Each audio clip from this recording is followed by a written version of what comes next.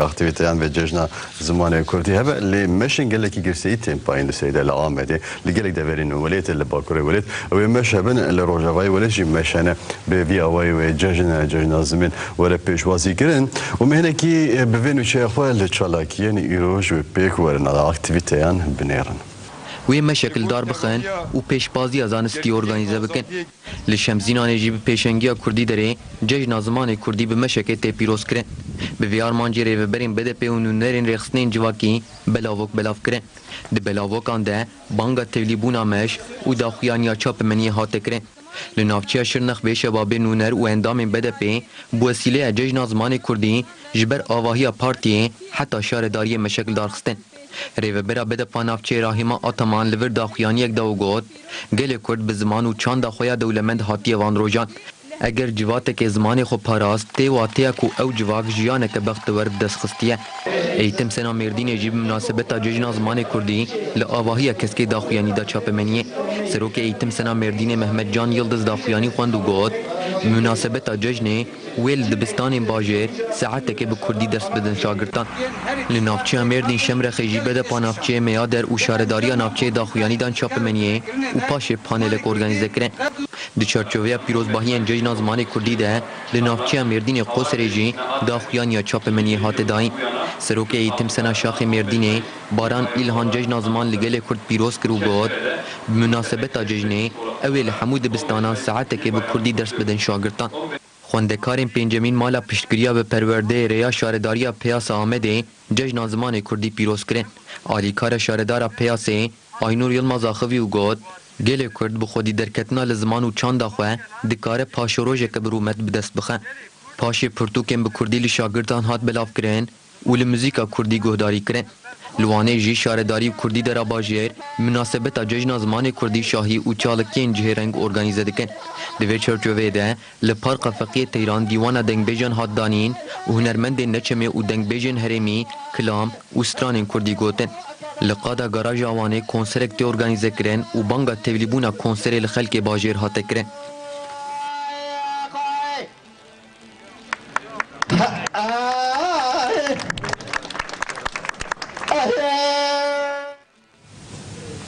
ولی ویروش گلک چالاکی هبن لی بانگرک جالک دنیم روز رو باصایی که مشن گرسی ورن لدار خستن مشامه دیگلکی تپاین لدورندنی جو که وان باتمان و هن دورندنی و مش دروشه و دبن تسا دچارچوه زمین ده بکاراینا زمین ده و اخافتن هبن گلک چالاکی ورن لدار خستن و مروز کاره وش تحمل چالاکی هم داشت داخواز او که خوی درکتنا لزمین و جوی زیدتر میسوگر کردن روشا زمین روشا بکارین زمین ده چارچوبه دستوری که بنگهین ده جوی آریویجی باسا پرورده یا زمان دایی که روجوا سرکیه ده روجوا کردن ده چاپ منیا کجی لبی کنی ریب برفرهی وسا مروز کاره بیشه دایه آزادی ولات مبکر آزادی ولات بیشه زمان خملا نتویانه به سرماشت درکتی روزنامه و باسا داخویانیان دیگه داخویانیان که دو چارچوبه جشن دخالت بود داین و داخویانی الودری خاطنه بجی کردن جمهوری جواک دموکراتیک که جدید تکیل داره جشن زمان کردی که سال 2006 نوبر و ات پیروز کردن و داخویانی دابود و داخویانه وده و خمله بوینا خمله نتویان گوتن بو و درکتی پیش و سر ماشت دم و کدیمیشی دو چارچوبه ده گلک مرتکاره بشه نوچه هنه بله می روزنامه آزادی ولات نویسه که بینکرانی و تماشاوانی خو نویس یا وداد کوشون رو پلی پنجانی روزنامه ده نویسینه دبیشه زاروکان دکن نیار خو چالک نیار خو می هنکی به نویسه فهم بکن وداد کوشون باسا جشن زمین دکه طبی تاثیر ویا لزاروکان تاثیر هی یا تنبونا فرمیبونا زمان کردی یا سرزاوکان و گوتیه و داد کوشون و ساوه گوتیه پیشافتن از زمان دروژا کو جارا یکم گاوا خود آویجن دبستانی دست پیدکم دبستانی زاروکن کو بتنی زمان زکماکی زانن وکی کو کسی نزانن و دینن نزیکی واندبن و ایکیجی دخوازن با وحین رهابیلاتاسیونی کو پارچه پیشافتنی نپشت راست دکن دست ji durxistin rastiya wan berdin wan dikin neyarê zimanê xwe. Ji bo ku em mijarê baş û zelaltir fêm bikin, divê ez di serî de qala pêkanîna vê pergalê bikim. Nihal ser vê mijarê ji hêla saziyên sivîl ve lêkolînek hatiye destpêkirin. Ev lêkolîn hêjî didome. Di lêkolînê ji zarokên ku di nava vê pergalê de derbas bûne re rûbirû hevdîtin çêkirine. Li gorî vê lêkolînê zarokên Kurd ên ku metropolên Tirkiyeyê dijîn û diçin dibistanê bi nêzîkatiyeke cuda re rûbirû dimînin.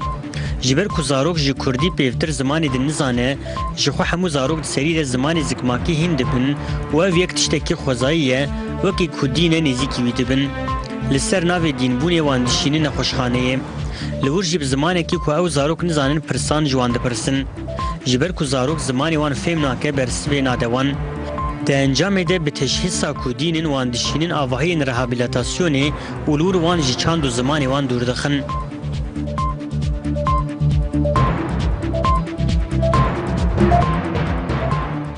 derbarê zimên Amerîkî jî nirxandina mînekeriya me temaşavanê xwe lê niha rojname Özgür Gündemê binêrin. Wê jî zimên destpêkirî bi cejna ziman destpêkiriye dibêje zimanê zikmakî aştiye zimanê dayîkê aştiye ev bi Kurdî derketiye yani mirov manşeta wê îro ji bi Kurdî ye. Bahsa cejnê hatiye kirin û ev cejna zimên û çalakiyên çarçoveya vê cejnê de wê pê kirin tevî daxuyaniyan de vê manşeta xwe de komîser hevdû kiriye. Bahsa îroj dike ku îroj cejna sal 1690 ve tê pîrozkirin ev cejna zimanê Kurdî ku bazı Gülanê jî roj bu roja ku Celadet Alî Bedirxan wê kovara xwe de dixe kovara hawarê ku mirov dikare bibêje ji wê derê jî Kurdiya ku îroj wisa pê diaxin pê dinivîsînin dest pê kiribûn. Em ê bêtir nivîsekî bînekanê we temaşavanên xwe derbarê zimên de ku rojnameya Gündemê jî gotiye zimanê zikmakî aştiye divê çarçoveyê de nivîsekê ye. Nivîsa hevalê me Reşat Sargul e Reşat Sargul azadiya welatê nivîsandiye. Ew bahsa zimên dike bahsa giringiya zimên dike lê xwedî derketina zimên û mîsogerkirina zimên ya ji aliyê xanunan ve wî derxistiye pêş divê nivîsa xwe de û xwe gihandiye hin analîzan. Analîzên Reşat Sargul de derbarê vê mijarê de sane. Ji bo Kurdan ziman nasnameye eger ev pênasekirina me cih de be hingê em dikarin bi hêsanî bibêjin mijara ziman ji bo Kurdan mijareke îdeolojîk e. Herdnîgariya Kurdan ji aliyê zordestan ve bi darê zorê hatiye dagirkirin. Xwestine û dixwazin Kurdan tune bikin. Koka wan biqelînin û yên mayî jî bihelînin. Her çixasî beşê Kurdistanê başûr ji şêveyê dagirkeriyê rizgar bibe jî em dibînin niha jî dagirkeriya bîrdozî, çandî û ekonomîk li wir serdest dibe. Dagirkeriyek ji şêweyên êrişê ye. Hêzên zordar êrişî nasnameya Kurd dikin. Herçî nasnameya civakan bi çanda wan tê pênasekirin û di nava çandê de stûna sereke jî ziman e. Mirovên xizan dilê xwe dibijînin mirovên dewlemend. Mirovên xwe kêm dibînin dilê xwe dibijînin kesên di ser xwe re qebûl dikin.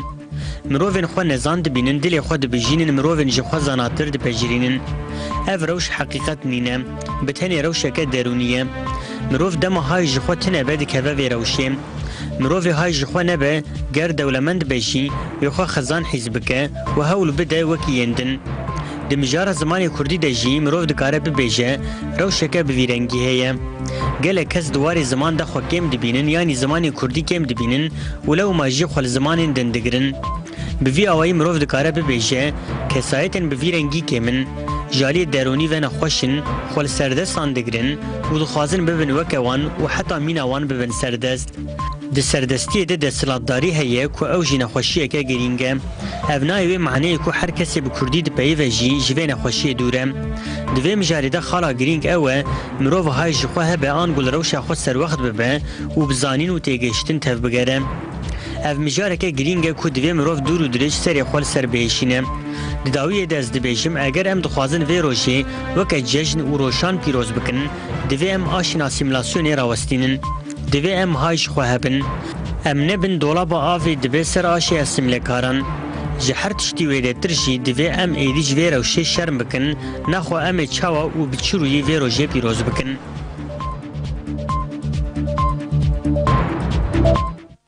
Böyle nivîseke dirêj ve nivîsa Reşat Sorgül me beşekî wê wisa anî ekranê we temaşevanên xwe ez dîsa jî bibêjim analîzên wî yê delal hene di derbarê zimên de bi karanîna zimên de.